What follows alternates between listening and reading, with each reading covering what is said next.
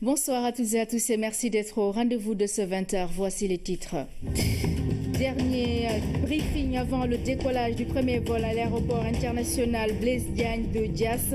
Le 7 décembre 2017 est confirmé pour la mise en service de l'AIBD. Les premiers tests de calibration des équipements ont été concluants. Près d'une semaine après les cas de fraude des sujets du baccalauréat, les candidats se sont à nouveau penchés sur les épreuves de français et d'histoire-géographie. Selon dit, tout s'est bien déroulé dans le calme. Pendant ce temps, les résultats du bac technique sont publiés. La tendance est à la baisse. On fait le point. L'exode rural, c'est aussi l'affaire des femmes. Leur destination privilégiée est la capitale.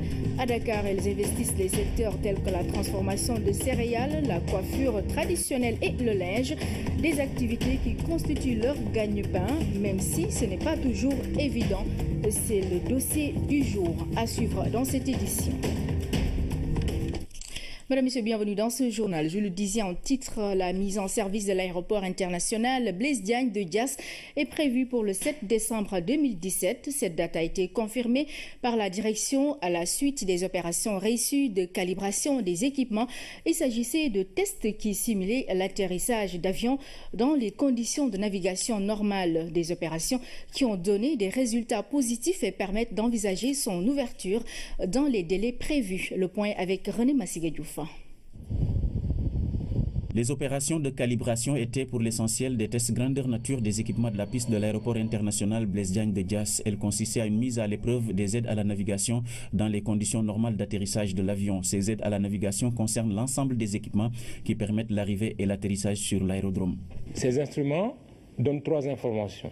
La première information, c'est l'alignement sur la piste. Donc, il y a un faisceau qui dit à l'avion, vous êtes sur le bon alignement de la piste. Si vous continuez comme ça, vous serez sur la piste. Ça, c'est l'alignement sur la piste qui est donné par le localiseur, ce qu'on appelle le localiseur. Ensuite, il y a un équipement qui donne la pente de descente.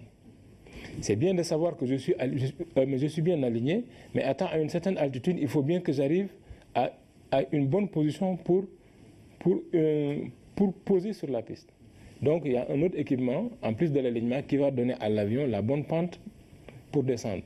Cet équipement s'appelle le glide. Et enfin, je connais mon alignement, je sais que je suis sur une bonne pente, mais il faut que je sache à partir d'où je touche. Peut-être je me pose sur la piste. Et ça est donné par un équipement qui donne la distance par rapport au seuil de piste. La précision reste le maître mot sur l'ensemble des équipements. Toutefois, tous les avions n'utilisent pas les mêmes instruments, des cas de figure qui ont fait également l'objet de tests. Tous les avions n'ont pas les mêmes équipements. Ce qui fait qu'à côté de l'approche de précision, on prévoit ce qu'on appelle l'approche classique. Au cas où l'avion n'utiliserait pas l'ILS, il pourrait utiliser ce qu'on appelle les aides visuelles à l'atterrissage, qu'on appelle le PAPI. C'est un équipement qui permet à l'avion, quand il descend, de lui dire « Attention, vous êtes sur la bonne pente, vous n'êtes pas sur la bonne pente, vous êtes trop haut, vous êtes trop bas. » Et lui, il pourra, en fonction, bien caler sa pente de descente pour arriver à la bonne distance et au bon point sur la piste et faire un bon impact. Ces opérations ont donné des résultats intéressants pour ce qui concerne la calibration. 2 réglages ont été exigés par les pilotes et validés immédiatement. Il s'agit du PAPI qui n'est pas un élément de précision, disent-ils, et le VDF qui est installé à Diass. Le VDF sert à ramener l'avion dans l'aérodrome lorsqu'il se perd. Notre devoir consiste à mettre aux normes OACI les équipements d'aide à la navigation, entre autres les ILS, entre autres les VOR, les PAPI, également les radars, qui sont des équipements de surveillance. Le PAPI, lorsque l'avion est en vol, il voit des lumières. Il voit des lumières alignées comme ça.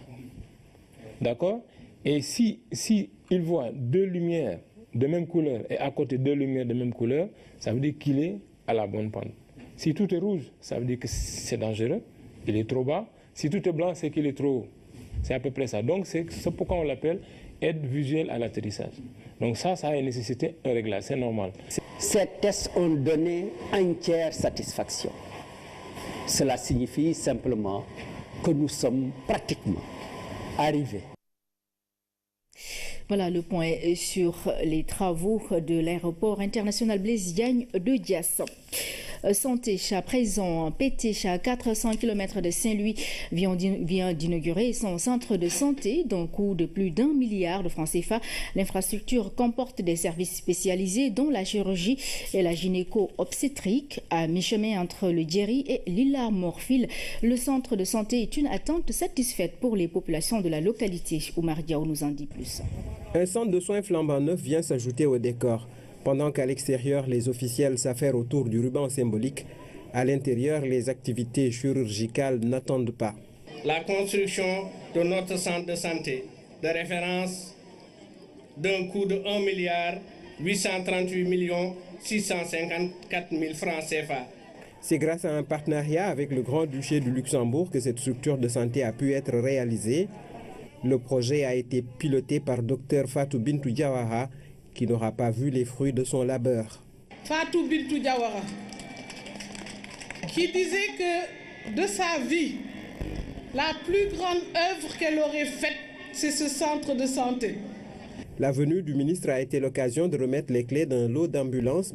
Toutes ces actions s'inscrivent dans le cadre des journées Dental PT. Les journées culturelles de PT, au-delà du fait qu'elles permettent périodiquement d'intenses moments de communion et de partage, sont toujours une occasion pour réfléchir et agir sur le devenir de notre localité. Le devenir de cette localité du Fouta passe aussi par l'éducation. L'école élémentaire de Pété, qui a vu passer Abdoulaye Daouda Diallo parmi ses pensionnaires, porte désormais le nom de Oumar Wele. En tant que haut fonctionnaire, en tant que ministre, il n'a jamais oublié son terroir. Dental PT est une association dont les actions phares sont orientées vers l'agriculture, l'éducation, la santé, la culture et l'entraide. Vous faites de la solidarité votre credo. Cela me réconforte dans ma conviction que toutes vos actions s'inscrivent en droite ligne des politiques et programmes de l'État. Hôtel de ville, stade municipal, éclairage public, écoles et autres services de l'État représentés, PT prend peu à peu ses marques sur la voie du développement. Je dirais vive PT parce que je pense que c'est un exemple et le Sénégal ne pourra être émergent que si les communes également sont émergentes. Dans cette dynamique d'émergence, PT est dans les wagons de première classe. Chaque année, les journées culturelles sont un rendez-vous, pas que de festivités, mais aussi de projections dans l'avenir que seul le travail et l'attachement à son terroir permettent d'édifier. Santé toujours, l'Union nationale des femmes entrepreneurs solidaires pour un Sénégal émergent et durable en partenariat avec la LISCA a organisé une journée de dépistage du cancer du col de l'utérus et du sein au profit des femmes de Fatick. En 24 heures, plus de 300 femmes ont pu bénéficier de ces consultations.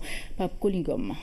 Allongée sur la table de consultation, cette jeune dame reçoit pour la première fois de sa vie un examen de dépistage du cancer du sein. Une séance rendue possible grâce à l'Union nationale des femmes entrepreneurs. Je suis vraiment très contente aujourd'hui, honorée par la visite des membres de l'UNAFESET. C'est la première fois qu'on est ici à Fatick. Cette journée mémorable que nous vivons grâce à vous, tous et toutes, est consacrée au dépistage du cancer du sein et du col de l'utérus, au bénéfice bien entendu de 500 femmes de Fatick. À Fatick, le cancer du sein et du col de l'utérus fait partie également des problèmes de santé publique. Je me réjouis de cette journée parce que c'est une opportunité et nous l'avons saisie. Parce qu'aujourd'hui, nous, la population de Fatick, nous avons eu des problèmes pour accéder à ces genres de consultations. Pour venir en aide à leurs sœurs de la ville de Mamindis, l'Union nationale des femmes entrepreneurs, en partenariat avec l'ISCA, a mobilisé une dizaine de personnels de santé, dont 5 médecins et 3 sages-femmes. Nous sommes déterminés à porter le combat pour vous dans une société sans cancer et une couverture médicale universelle. Cette journée de dépistage organisée à Fatick est l'une des actions phares de l'UNAFESET. À travers cette activité, la structure vise à apporter son soutien pour l'épanouissement de la femme sénégalaise. L'Union nationale des femmes entrepreneurs a également remis un lot de matériel et de produits sanitaires au Bédjenegor de Fatick. Le linge, la transformation du mil et les tresses traditionnelles, 3 secteurs investis par les femmes rurales à Dakar. Elles sont visibles un peu partout, notamment dans les quartiers populaires de la capitale comme Médina et Grand Dakar. Ces activités constituent leur gagne-pain et même si ce n'est pas toujours évident, c'est un dossier signé Anne-Marie Gomis.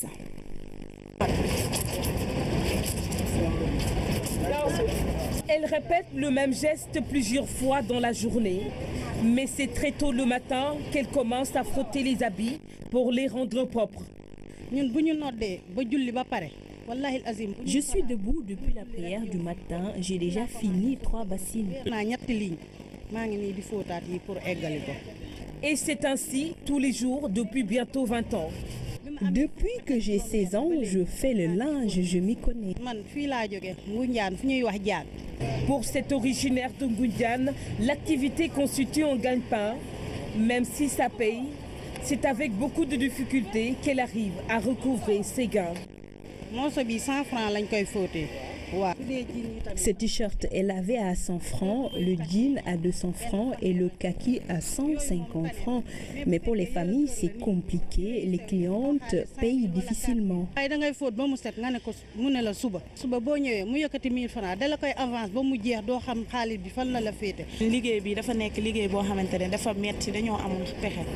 C'est un métier très dur. On n'a pas le choix et les clients nous font poireauter tout le temps.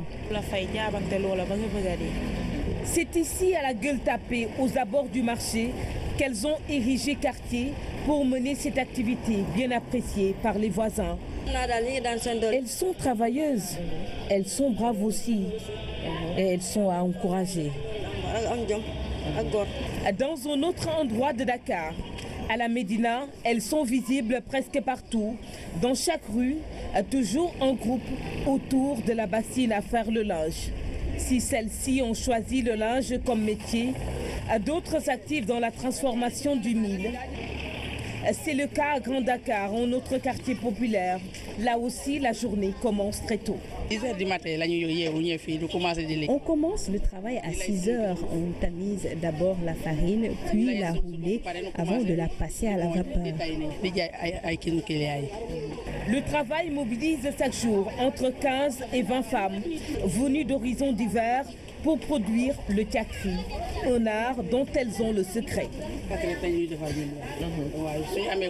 On fait spécialement du tchakri, on échange le pot entre 250 et 500 francs CFA. Un produit très prisé qui a fini de se faire un nom dans les alentours. Je viens des HLM jusqu'ici pour chercher du tchakri. Et c'est pour aller revendre. Autre activité où elles se sont faites au nom, la tresse à la natte. Et c'est ici, dans ce quartier de la Médina, qu'elles reçoivent les clientes en plein air. Les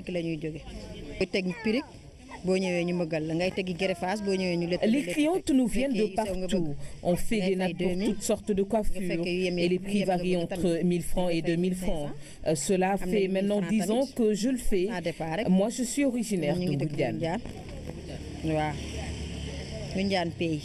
La tresse, le linge et la transformation du mil, 3 secteurs très investis par la femme rurale en milieu urbain, grâce à un mental conjugué d'un effort qui paye cash.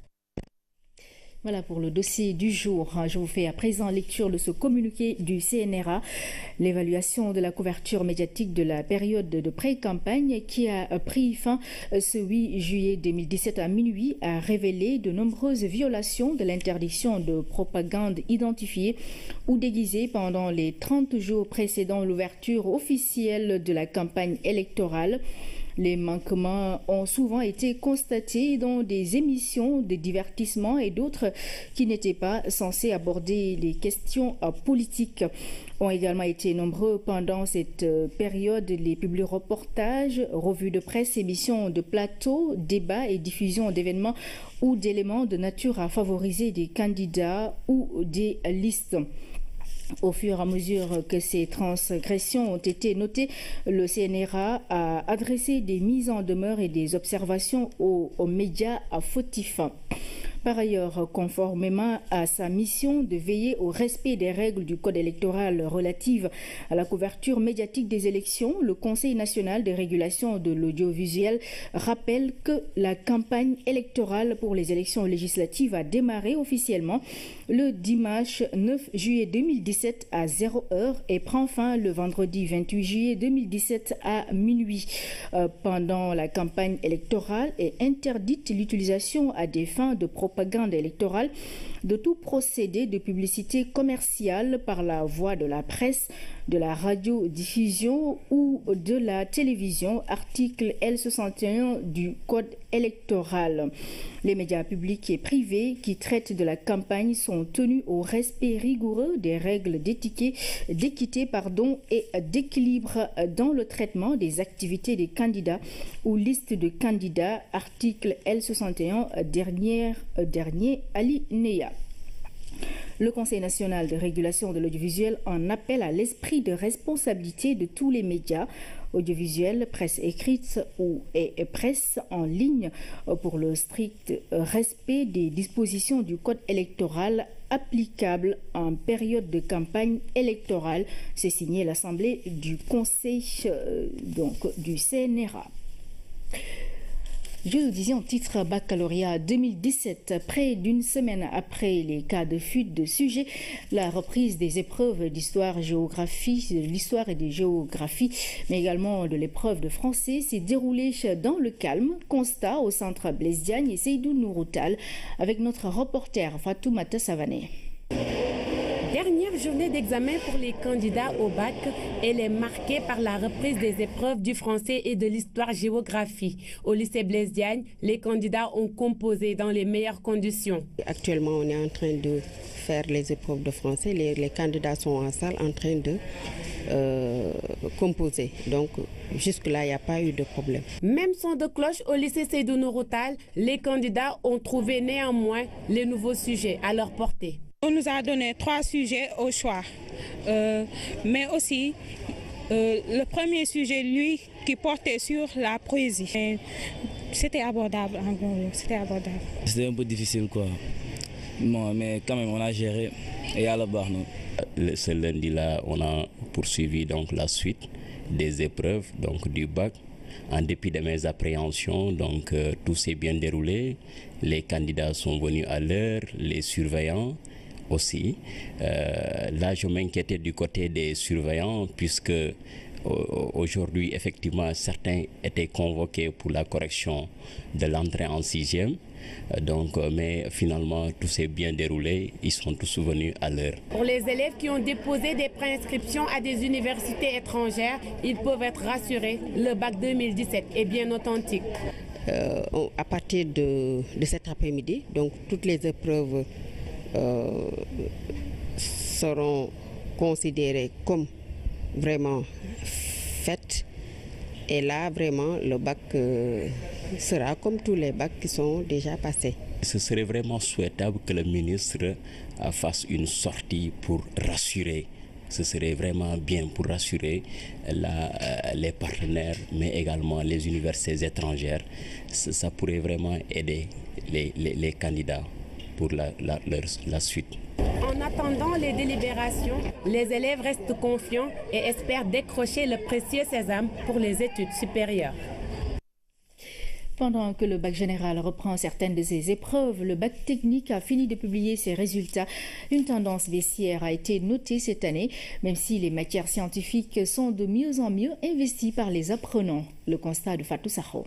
Du fait de leurs particularités techniques, les séries T1 pour la mécanique, T2 l'électromécanique et G pour l'économie et la gestion passent leurs épreuves du bac avant le général.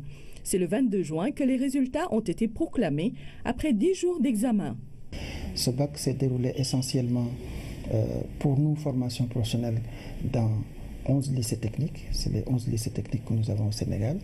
Mais il y a aussi le baccalauréat G, pour lequel vous avez des établissements privés de formation professionnelle qui déroulent aussi des baccalauréats de type G.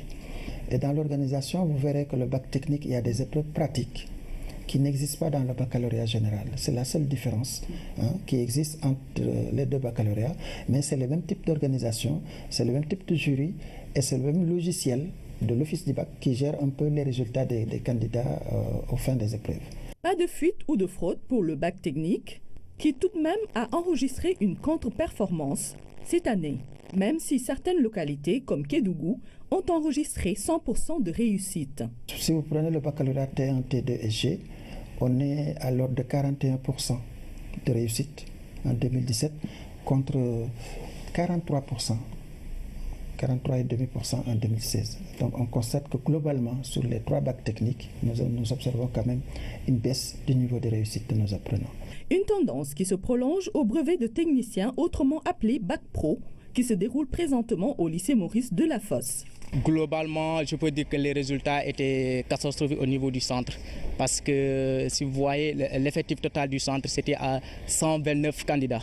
Parmi les 129 candidats, il y avait 37 candidats admissibles. Le bac, on peut avoir une note de 3, continuer son bac, avoir même peut-être la mention, ça dépend du coefficient, si c'est une matière dominante ou pas. Le BT a malheureusement cet aspect, c'est-à-dire avoir des notes éliminatoires. Certains candidats s'inquiètent dans ce deuxième tour, qui n'est pas aussi souple que le premier. Pour les épreuves, normalement, cette année, le premier tour était un peu plus abordable par rapport au deuxième tour, vu ce que nous avons fait durant la matinée. Jusque-là, les premiers tours ont été vraiment très favorables.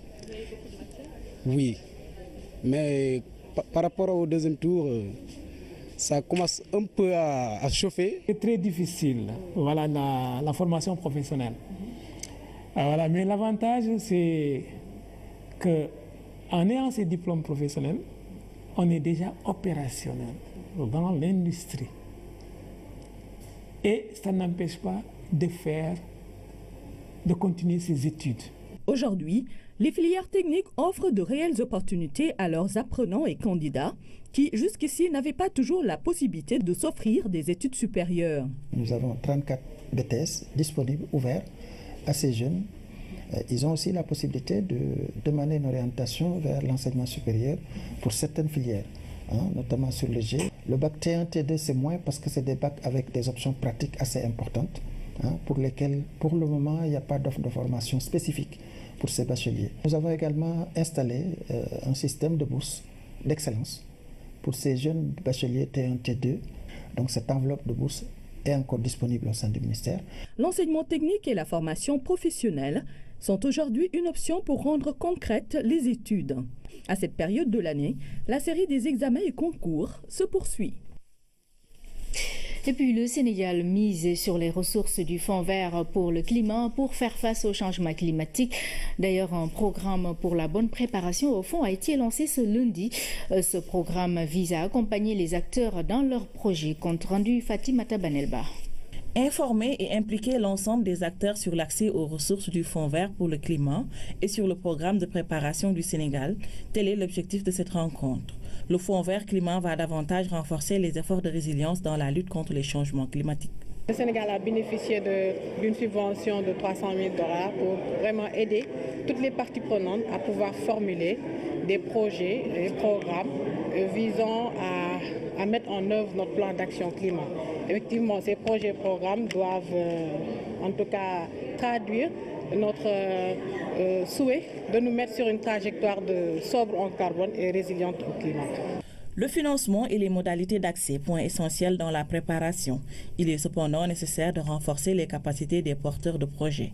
Il y a tout un mécanisme de renforcement des capacités qui accompagne ces processus pour permettre aux États, pour permettre aux collectivités territoriales d'avoir la possibilité de se renforcer pour justement pouvoir accéder à ces différents fonds. Le Sénégal s'est engagé à réduire ses émissions de gaz à effet de serre à hauteur de 5% si l'on maintient la tendance actuelle de mise en œuvre du plan Sénégal émergent. Mais on peut aller jusqu'à 21% si nous bénéficions de financement additionnel. Le programme de préparation du Sénégal pour le Fonds vert sera exécuté sur 12 mois. Il concerne toutes les catégories d'acteurs tout en tenant compte des populations vulnérables face aux impacts des changements climatiques. Vers la mise en place d'une interprofession de la filière mangue, les acteurs s'organisent. Pour ce faire, des rencontres d'échange sont tenues dans les zones de grande production comme la Casamance et l'Ignaï. Kaltungei. Selon le bilan de la campagne Export Mangue 2016, le Sénégal a eu un volume total des exportations qui s'élève à 15 048 tonnes, toutes destinations confondues. Un volume qui mérite plus d'attention. Et pour cela, une organisation forte est nécessaire. La mise en place d'une interprofession mangue. Un cadre pour la gestion des activités de promotion et de développement de la filière. Ça va permettre aux acteurs de la filière de gagner de leurs activités. Parce que comme on le sait bien, au niveau de la filière mangue, c'est une filière qui est vraiment désorganisée. Et l'organisation de la filière va permettre aux différents acteurs de gagner de leurs produits en permettant d'organiser davantage, d'harmoniser leurs activités et les interventions et aussi pour avoir aussi des produits de meilleure qualité, tant au niveau national qu'à l'export. En plus, cette interprofession pourrait jouer le rôle d'interface auprès des partenaires publics, privés, techniques et financiers, tout ce que les acteurs demandent. Je crois que ça peut nous aider. Parce que moi, pour les problèmes que j'ai listés, déjà, nous ne sommes pas bien organisés pour la vente de nos mangues, comment transporter les mangues. Et vraiment, il nous faut un bon logistique pour le transport des mangues vers Dakar. Nous voulons vraiment nous organiser. Nous organiser commerçants, producteurs, transformateurs. Vraiment pour qu'on parle d'une même voix pour vraiment faire améliorer la mangue de la Casamance. L'organisation de ces acteurs au niveau de la base est chose faite à Ziguinchor. Dans cette zone, une évolution a été notée. On a eu des avancées extrêmement importantes qui fait qu'aujourd'hui on peut localiser tous les producteurs de mangue, qu'ils soient organisés en GIE ou en d'autres organisations, ou bien c'est des individuels, on peut déjà les localiser, les identifier, mais également les aider, les accompagner dans le cadre de l'installation d'une interprofession mangue dans la région de Ziguinchor. Après la création de l'Alliance régionale de la mangue de l'Afrique de l'Ouest, Armao, à Dakar en juin 2016, le processus continue sur l'ensemble du territoire national, dans les zones des Niayes, de Fatick et de la Casamance. Des mini-ateliers de sensibilisation sont tenus pour recueillir les avis des acteurs. Ceci doit aboutir à la mise en place d'une interprofession de la filière mangue d'ici la fin de cette année. Nous parlons à présent de l'exposition sur l'esthétique mouride, un modèle de savoir-être, de savoir-faire et de savoir-devenir, prévue du 13 au 20 juillet 2017. En prélude à l'événement, un point de presse s'est tenu. Cette activité donc est co-organisée par le ministère de la Culture et le Kourel Fatali du Ligedi. L'activité a pour but de valoriser les cultures d'essence religieuse. Fatou Diouf compte rendu. Face à la presse, le comité d'organisation de l'exposition sur l'esthétique mouride a décliné son programme. Colloques et expositions vont permettre de montrer au grand public tous les aspects symboliques du mouridisme. Il y a la vêture, on l'a expliqué tantôt, Madame la directrice l'a dit, de la graine de coton aux vêtements. L'habillement mouride même en tant que tel, comment le mouride s'habille. Il y a l'architecture mouride, on voit nos mosquées, on voit nos concessions, l'habitat mouride même en question. C'est beau, c'est traditionnel, c'est original. Il y a la littérature, quand même c'est très important, comme l'a dit tantôt les deux grands poètes, Mbaye Diakhaté et Moussaka, c'est Moussaka, vont être développés par des panels, des grands professeurs. Une exposition sur l'esthétique mouride, modèle de savoir-être, de savoir-faire et de savoir-devenir. Cette initiative du ministère de la Culture et du Kourel Fatali du Ligedi a pour ambition de valoriser les cultures d'essence religieuse ainsi que toutes les formes de spiritualité. Serigne Touba nous a amené une culture, un islam sénégalais, où c'est nous, la façon de faire mouride, qui est une façon de faire, j'ai l'habitude de le dire, qui est une façon de faire positive, une façon de s'habiller. Ça nous appartient, donc il faut le vulgariser, montrer à la jeunesse effectivement ce que Serigne Touba a fait, ce que nous a amené, comment on doit se comporter. Je voudrais dire toute notre satisfaction, remercier surtout le comité d'organisation de la prière dite du Ligedi, qui tout de suite, dès que le ministre en a fait la proposition, a donné son accord pour nous accompagner sur cette expo qui préfigure en réalité un cycle d'autres activités sur les cultures d'essence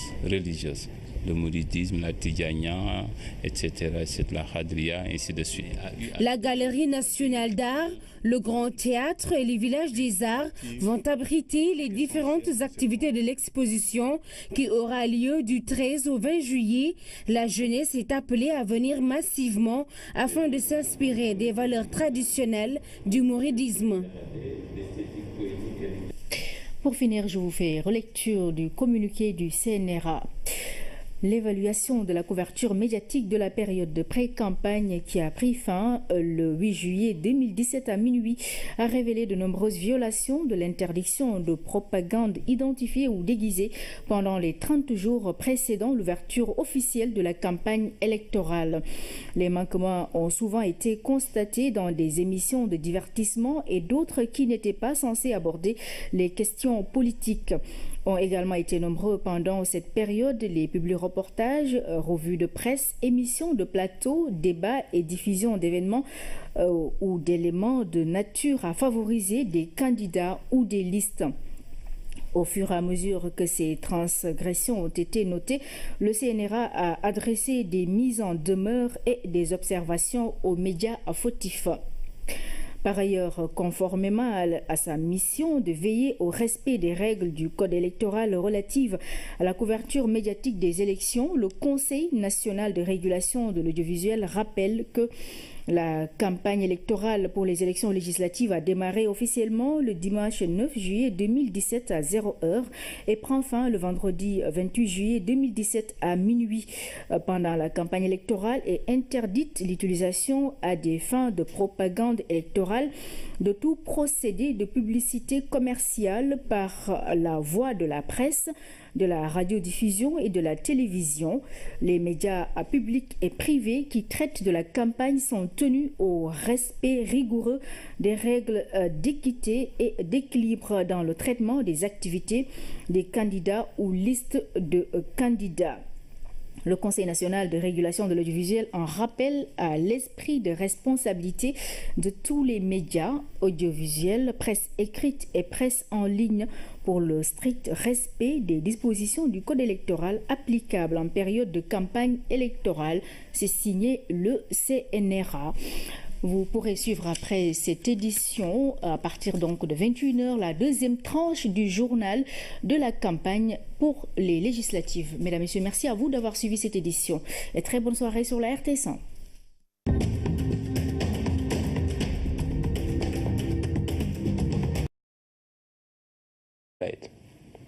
Et enfin, je connais mon alignement, je sais que je suis sur une bonne pente, mais il faut que je sache à partir d'où je touche. Peut-être je me pose sur la piste. Et ça est donné par un équipement qui donne la distance par rapport au seuil de piste. La précision reste le maître mot sur l'ensemble des équipements. Toutefois, tous les avions n'utilisent pas les mêmes instruments, des cas de figure qui ont fait également l'objet de tests. Tous les avions n'ont pas les mêmes équipements. Ce qui fait qu'à côté de l'approche de précision, on prévoit ce qu'on appelle l'approche classique. Au cas où l'avion n'utiliserait pas l'ILS, il pourrait utiliser ce qu'on appelle les aides visuelles à l'atterrissage, qu'on appelle le PAPI. C'est un équipement qui permet à l'avion, quand il descend, de lui dire « Attention, vous êtes sur la bonne pente, vous n'êtes pas sur la bonne pente, vous êtes trop haut, vous êtes trop bas. » Et lui, il pourra, en fonction, bien caler sa pente de descente pour arriver à la bonne distance et au bon point sur la piste et faire un bon impact.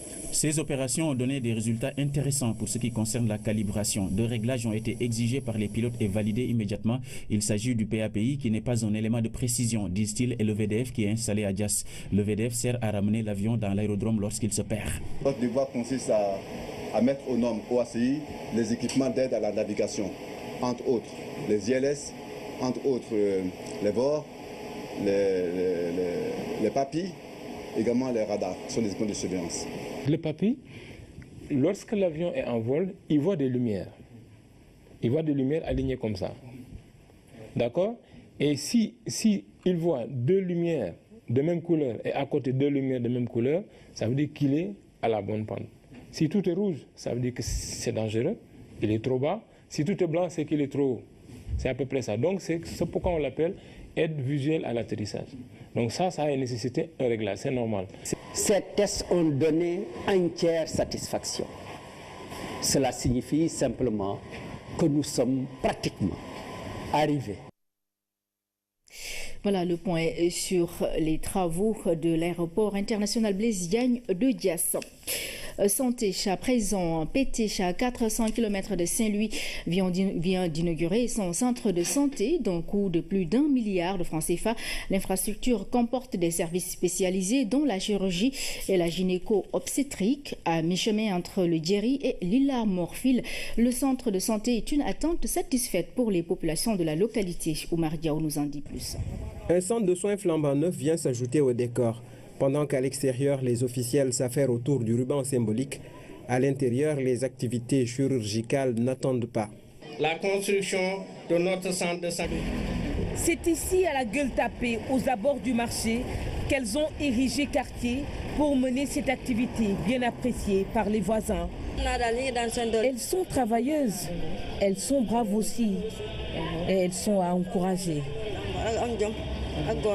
Dans un autre endroit de Dakar, à la Médina, elles sont visibles presque partout, dans chaque rue, toujours en groupe autour de la bassine à faire le linge. Si celles-ci ont choisi le linge comme métier, d'autres s'activent dans la transformation du mil. C'est le cas à Grand Dakar, un autre quartier populaire. Là aussi, la journée commence très tôt. 10h du matin, on commence le travail à 6h. On tamise d'abord la farine, puis la rouler avant de la passer à la vapeur. Le travail mobilise chaque jour entre 15 et 20 femmes venues d'horizons divers pour produire le tchakri, un art dont elles ont le secret. On fait spécialement du tchakri, on échange le pot entre 250 et 500 francs CFA. Un produit très prisé qui a fini de se faire un nom dans les alentours. Je viens des HLM jusqu'ici pour chercher du tchakri. Et c'est pour aller revendre. Autre activité où elles se sont faites un nom, la tresse à la natte.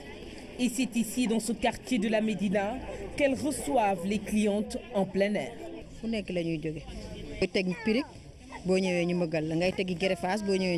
clientes nous viennent de partout. On fait des nattes pour toutes sortes de coiffures et les prix varient entre 1000 francs et 2000 francs. Cela fait maintenant 10 ans que je le fais. Moi, je suis originaire de Goundiane.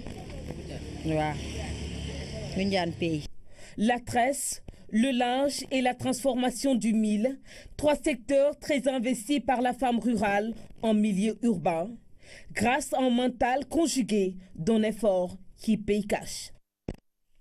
Voilà pour le dossier du jour. Je vous fais à présent lecture de ce communiqué du CNRA. L'évaluation de la couverture médiatique de la période de pré-campagne qui a pris fin ce 8 juillet 2017 à minuit a révélé de nombreuses violations de l'interdiction de propagande identifiée ou déguisée pendant les 30 jours précédant l'ouverture officielle de la campagne électorale. Les manquements ont souvent été constatés dans des émissions de divertissement et d'autres qui n'étaient pas censées aborder les questions politiques. Ont également été nombreux pendant cette période les publi-reportages. À vous, tous et toutes, est consacré au dépistage du cancer du sein et du col de l'utérus, au bénéfice bien entendu de 500 femmes de Fatick.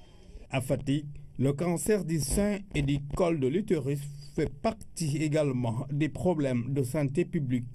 Je me réjouis de cette journée parce que c'est une opportunité et nous l'avons saisie.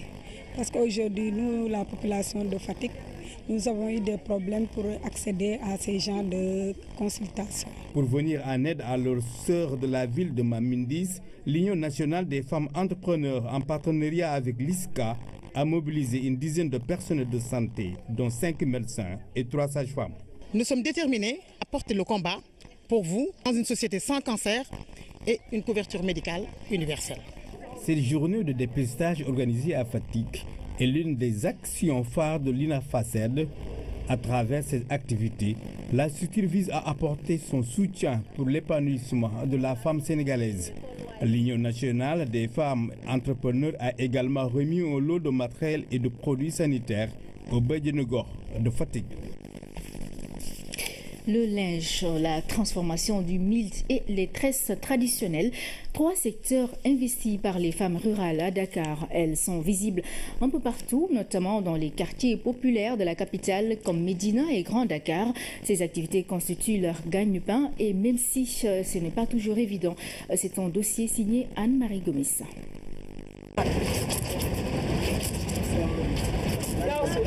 Elle répète le même geste plusieurs fois dans la journée, mais c'est très tôt le matin qu'elle commence à frotter les habits pour les rendre propres. Je suis debout depuis la prière du matin. J'ai déjà fini 3 bassines. Et c'est ainsi tous les jours depuis bientôt 20 ans. Depuis que j'ai 16 ans, je fais le linge, je m'y connais. Pour cet originaire de Ngoundiane, l'activité constitue un gagne-pain. Même si ça paye, c'est avec beaucoup de difficultés qu'elle arrive à recouvrer ses gains. Ce t-shirt est lavé à 100 francs, le jean à 200 francs et le kaki à 150 francs. Mais pour les familles, c'est compliqué. Les clientes payent difficilement.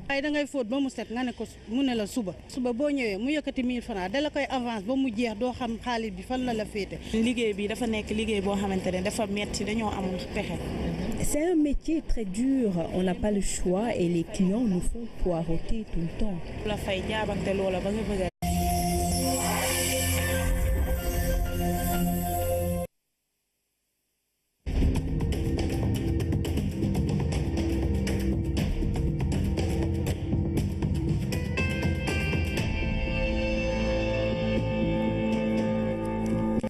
Bonsoir à toutes et à tous et merci d'être au rendez-vous de ce 20h. Voici les titres. Dernier briefing avant le décollage du premier vol à l'aéroport international Blaise Diagne de Diass. Le 7 décembre 2017 est confirmé pour la mise en service de l'AIBD. Les premiers tests de calibration des équipements ont été concluants. Près d'une semaine après les cas de fraude des sujets du baccalauréat, les candidats se sont à nouveau penchés sur les épreuves de français et d'histoire-géographie. Selon dit, tout s'est bien déroulé dans le calme. Pendant ce temps, les résultats du bac technique sont publiés. La tendance est à la baisse. On fait le point. L'exode rural, c'est aussi l'affaire des femmes. Leur destination privilégiée est la capitale. À Dakar, elles investissent les secteurs tels que la transformation de céréales, la coiffure traditionnelle et le linge. Des activités qui constituent leur gagne-pain, même si ce n'est pas toujours évident. C'est le dossier du jour à suivre dans cette édition. Mesdames, Messieurs, bienvenue dans ce journal. Je le disais en titre, la mise en service de l'aéroport international Blaise Diagne de Diass est prévue pour le 7 décembre 2017. Cette date a été confirmée par la direction à la suite des opérations réussies de calibration des équipements. Il s'agissait de tests qui simulaient l'atterrissage d'avions dans les conditions de navigation normales. Des opérations qui ont donné des résultats positifs et permettent d'envisager son ouverture dans les délais prévus. Le point avec René Massiga-Diouf. Les opérations de calibration étaient pour l'essentiel des tests grandeur nature des équipements de la piste de l'aéroport international Blaise Diagne de Diass. Elle consistait à une mise à l'épreuve des aides à la navigation dans les conditions normales d'atterrissage de l'avion. Ces aides à la navigation concernent l'ensemble des équipements qui permettent l'arrivée et l'atterrissage sur l'aérodrome. Ces instruments donnent 3 informations. La première information, c'est l'alignement sur la piste. Donc, il y a un faisceau qui dit à l'avion, vous êtes sur le bon alignement de la piste. Si vous continuez comme ça, vous serez sur la piste. Ça, c'est l'alignement sur la piste qui est donné par le localiseur, ce qu'on appelle le localiseur. Ensuite, il y a un équipement qui donne la pente de descente. C'est bien de savoir que je suis bien aligné, mais à une certaine altitude, il faut bien que j'arrive à une bonne position pour poser sur la piste. Donc, il y a un autre équipement, en plus de l'alignement, qui va donner à l'avion la bonne pente pour descendre. Cet équipement s'appelle le GLAD. De référence d'un coût de 1 milliard 838 654 000 francs CFA. C'est grâce à un partenariat avec le Grand-Duché du Luxembourg que cette structure de santé a pu être réalisée. Le projet a été piloté par Dr Fatou Bintou Diawara, qui n'aura pas vu les fruits de son labeur. Fatou Bintou Diawara, qui disait que de sa vie, la plus grande œuvre qu'elle aurait faite, c'est ce centre de santé. La venue du ministre a été l'occasion de remettre les clés d'un lot d'ambulances. Toutes ces actions s'inscrivent dans le cadre des journées Dental Pété. Les journées culturelles de Pété, au-delà du fait qu'elles permettent périodiquement d'intenses moments de communion et de partage, sont toujours une occasion pour réfléchir et agir sur le devenir de notre localité. Le devenir de cette localité du Fouta passe aussi par l'éducation. L'école élémentaire de Pété, qui a vu passer Abdoulaye Daouda Diallo parmi ses pensionnaires, porte désormais le nom de Oumar Wele. En tant que haut fonctionnaire, en tant que ministre, il n'a jamais oublié son terroir. Dental Pété est une association dont les actions phares sont orientées vers l'agriculture, l'éducation, la santé, la culture et l'entraide. Vous faites de la solidarité votre credo. Cela me réconforte dans ma conviction que toutes vos actions s'inscrivent en droite ligne des politiques et programmes de l'État. Hôtel de ville, stade municipal, éclairage public, écoles et autres services de l'État représentés, Pété prend peu à peu ses marques sur la voie du développement. Je dirais vive Pété parce que je pense que c'est un exemple et le Sénégal ne pourra être émergent que si les communes également sont émergentes. Dans cette dynamique d'émergence, Pété est dans les wagons de première classe. Chaque année, les journées culturelles sont un rendez-vous, pas que de festivités, mais aussi de projections dans l'avenir que seul le travail et l'attachement à son terroir permettent d'édifier. Santé toujours, l'Union nationale des femmes entrepreneurs solidaires pour un Sénégal émergent et durable en partenariat avec la LISCA a organisé une journée de dépistage du cancer du col de l'utérus et du sein au profit des femmes de Fatick. En 24 heures, plus de 300 femmes ont pu bénéficier de ces consultations. Pape Kolingom. Allongée sur la table de consultation, cette jeune dame reçoit pour la première fois de sa vie un examen de dépistage du cancer du sein. Une séance rendue possible grâce à l'Union nationale des femmes entrepreneurs. Je suis vraiment très contente aujourd'hui, honorée par la visite des membres de l'UNAFESET. C'est la première fois qu'on est ici à Fatick. Cette journée mémorable que nous vivons grâce